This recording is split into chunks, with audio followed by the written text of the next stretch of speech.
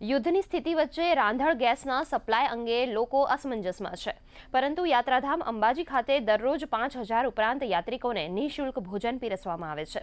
આ ભોજન domestic gas પર જ બનાવવામાં આવે છે। ત્યારે આ અંગે અન્ન ક્ષેત્રના મેનેજરે જણાવ્યું હતું કે અમારી પાસે રાંધણ ગેસનો પૂરતો જથ્થો છે અને જો ગેસની અછત વર્તાશે તો લાકડાના ચૂલા પર રસોઈ બનાવી યાત્રિકોને જમાડવામાં આવશે।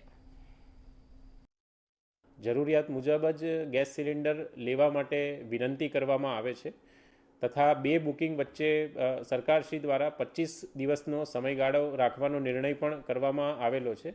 મુખ્યત્વે બિનજરૂરી રીતે એલપીજીનો સંગ્રહ ન થાય તે માટે આ નિર્ણય લેવામાં આવેલો છે।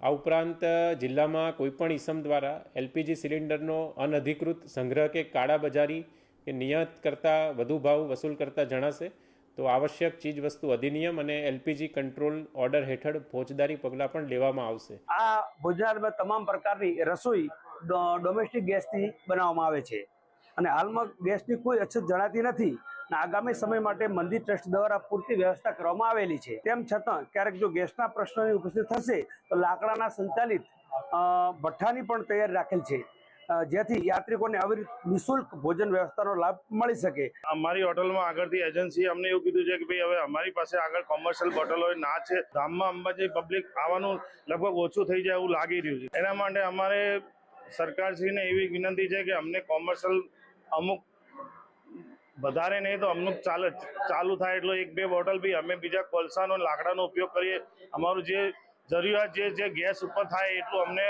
વસ્તુ કરે તો અમારું બી ચાલે। घबराने की कोई ज़रूरत नहीं है।